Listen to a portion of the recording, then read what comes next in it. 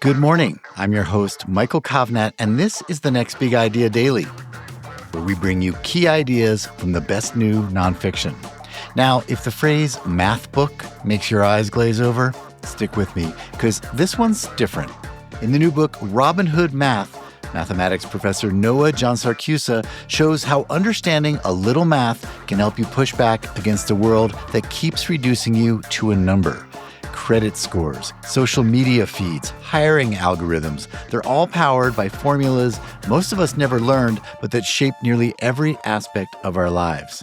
Think of this book as a user's manual for living in the age of algorithms.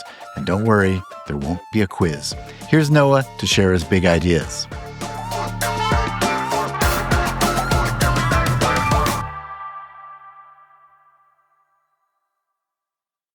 Hi, I'm Noah John-Siracusa, a math professor and author trying to help people understand the algorithmic world we inhabit today.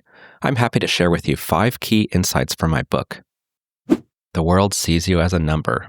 From likes and loves to friends and followers, social media is a numbers game. Everything you do is boiled down to a handful of digits that measure your success and broadcast it to the world. You probably know this already, and accept that fate when you sign up. What you might not know is that similar numbers games now reach into nearly all aspects of your life. Car companies today record and share your personal data almost as extensively as tech giants like Google and Meta. The largest grocery chain in the US has a customer data repository bigger than the entire digital collection of the Library of Congress.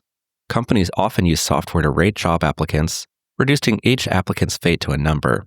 Some companies use software to tally worker productivity points. And we're not just talking truck drivers. White-collar workers are increasingly subject to this corporate numbers game. Applying for a loan? Check your FICO score, which boils your financial history and prospects down to a single number. Hospitals and insurance companies crunch numbers to triage patients and to decide on coverage and costs. Need a kidney or liver? There's a number for that too. Algorithms rank potential recipients to determine who gets the next available organ. It might feel like your life itself is just a number. To some government agencies, it literally is. FEMA put the value of, quote, a statistical life, end quote, at $7.5 million. Treating people as numbers is not new, but the extent of it today is mind-boggling. The apps on our phones and computers and in our cars have enabled the collection of a staggering amount of personal data. This data turns us all into numerical grist for the mathematical mill, allowing the powers that be to predict, optimize, and profit with unprecedented scale and success. What can we do to regain our humanity? I'm glad you asked. Math helps you reclaim agency. Social media apps rely on algorithms to curate the endless stream of posts you see. These algorithms all rely on one simple math formula. Knowing this formula can help you take control of your social media experience. Knowing the math behind rankings and scoring systems like college rankings and credit scores help you get the most out of these things while avoiding their pitfalls. The math of risk management helps you make informed decisions on everything from when and where to buy a house to which medications and medical procedures make the most sense for you. This lets you leverage the opinions of experts while focusing the decisions on your needs rather than their careers. And these are just a few examples of mathematical empowerment. Learning about the math formulas that techies and quants and government officials use to get ahead won't stop them from treating you like a number, but it will help you resist their undue influence and claw back some power in a world that privileges those with quantitative backgrounds at the expense of those without. Math is for everybody. Really? You might be thinking, okay, mathematical empowerment sounds good, but I'm not a math person. Yes, you are. We all are. The problem isn't you, it's the way you've been taught math. Formulas come alive and stick in our heads when they help us with things we actually care about. Math concepts make sense and lose their intimidation factor when they're distilled down to their essence and shown in relatable, practical settings. When a person says they're bad at math, they think that they lack ability, but what they really lack is motivation. Think of everything you learned as a small child, like walking and talking, not because you were made to, but because an intense inner motivation drove you to do so. As a math professor, I assure you, those things are far harder than math. When you start to see math as a way of understanding and navigating the world, of being able to resist the influence of elites and reclaim agency, math will seem a lot more useful, relevant, and most importantly, easy. Math isn't about numbers. It's about thinking clearly.